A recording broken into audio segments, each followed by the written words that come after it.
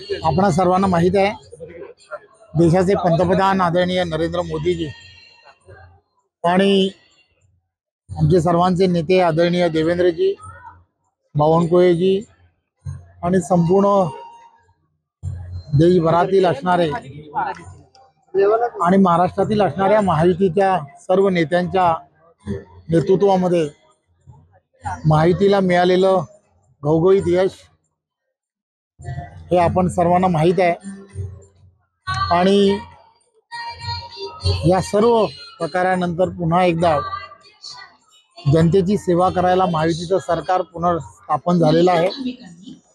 जनतेची सेवा अखंड अविरतपणे अशीच चालू राहो आणि महाराष्ट्रातील सर्व जनतेला चांगलं आरोग्य लाभो।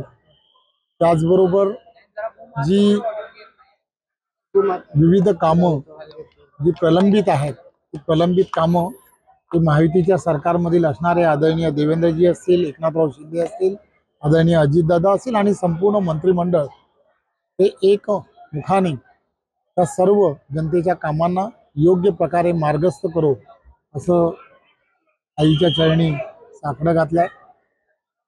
जवळजवळ मला माहीत आहे की आम्ही निवडणुकीच्या अगोदर सुद्धा या ठिकाणी येऊन हेच गाराणं देवीला घातलं होतं आणि देवीने हे जनतेचं असणारं मागणं आहे ते पूर्ण केलं असं मला वाटतं।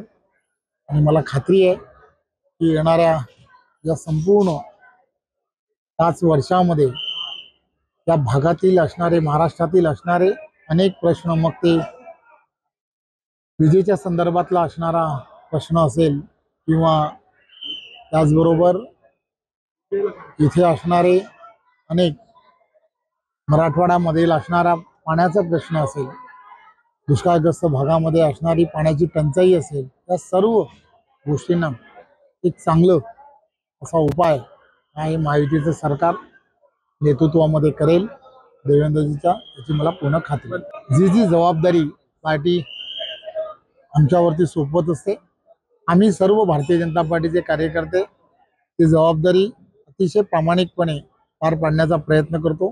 जी जबाबदारी यानंतरही पार्टी देईल, ती जबाबदारी अतिशय चांगल्या पद्धतीने पार पाडेल यात काही शंका नाही। अशाच ताज्या अपडेटसाठी महासत्ता न्यूजला सबस्क्राइब करा।